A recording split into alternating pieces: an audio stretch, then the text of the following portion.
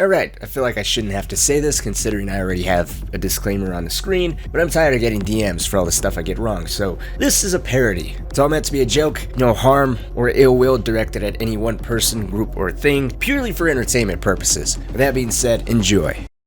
If you told me a year ago that Doom's last DLC would entail you hunting down Satan himself and putting clothes on him with the same tenacity and fury as a single mother hunting down their child in the middle of a store who somehow managed to escape their cotton shackles, I would have laughed in your face.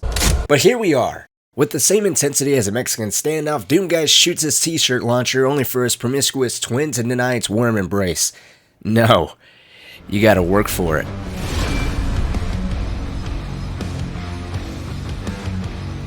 Everything id Software and the modding duo Soulfart and Prostate have ever created has led up to this very moment. This last year of content has been nothing more than a tutorial for what awaits us in this endgame style DLC. It's a perfect blend of user-created content, making a return like the beloved color-coded system that Postmates and Soul Queen created with the PC-exclusive Horde mode mod, like having launch pads charged and activated with the plasma rifle, or only being able to kill the Ice Demon with the shoulder-mounted flamethrower and mobile turn combination. The implementations of these fan-created features are obvious signs that id Software pays very close attention to their player base, but that does not mean that they're willing to let two fans in their own community outdo them. This is a Doom game after all, and while the main story is all about wrapping up the devil in the holy garments of linen, that doesn't mean there can't be other evil references, both obvious, like the Star Destroyer-like ships in Amora looking like upside-down crucifixes, or the more symbolic hidden meaning, like catching the gay from a cursed evil entity, and then having to forcefully pray away the gay with your blind wrath of negligence. Fuck. How do I tell my parents this game's branded me gay? I'm sure my two dads won't mind. With its sexual religious undertones and stances of fighting your unholy mental demons that barrage your sanity, this game has many lessons to teach, provided you're willing to listen and learn. The combat is more satisfying than ever before, with user creations and id Software's upsetting twist on them. We already talked about destroying the blue alien with the mobile turn and ice bomb, or even the flame belch combination, but we haven't even talked about killing the blue armored baron with the blue plasma rifle to destroy its armor. Once that's taken care of, use that gun's red fire mode to shoot its red flesh, but be careful not to hit its red flesh with its blue plasma rifle, because then you're just going to regenerate its armor. Kill the new stone imps with one blue shield bash, or after being cursed and cast aside by your family because you're now, well, I'm not going to say it again, you kill that entity, or at least try to, with the BFG, then you realize it doesn't do anything, so now you feel fucking stupid and start thinking the whole color-coded system was just a lie. But that can't be the case, because in this last year, nothing really clicked until this DLC.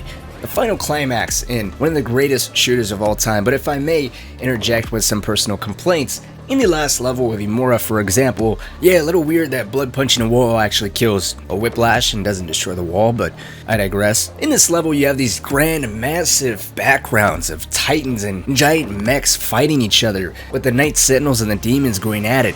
There's so much detail and lore and stuff going on in the background that I just found myself so invested in what's going on over there that I didn't even want to be where I was. And then I caught the gay watching the cutscenes. Come on, this should not be a thing. Either id Software tones down these backgrounds or allows us to teleport over there and help out our comrades in arms, because this is a joke. Speaking of jokes, I ended up dying during the first level in World Spirit, and then I got branded with this nice shiny dunce cap. People are saying that I'm hearing this is an Easter egg, an homage to one of id Software's earlier creations, but I've seen that helmet before. That is all I'm saying. And this brings us to the final thing about the DLC that a lot of players have complained about, the boss fight. Well, it was traumatizing and very scary to hear that we have a 5-stage Marauder. That is not my complaint. My complaint is we're practically fighting a traffic light. It took me 3 hours to beat this guy. The reason being is because if there's anything that I've learned for myself in the 6 red light tickets that I've accumulated in the last couple months, light directions are fucking stupid. I'm gonna shoot when I want to shoot.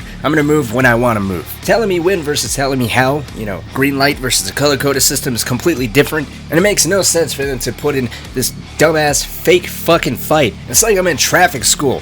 A 7 out of 10. DLC limits player creativity. I'm told when to shoot. Of course, when I decide to do this video, I get a possessed Marauder of all things. Alright, I'm gonna at least pretend like I know how to move now. Aha, take that bitch, and I fall off the... Oh fuck! I want to be harder on this DLC, but after a year I finally perfected the quick scoping technique.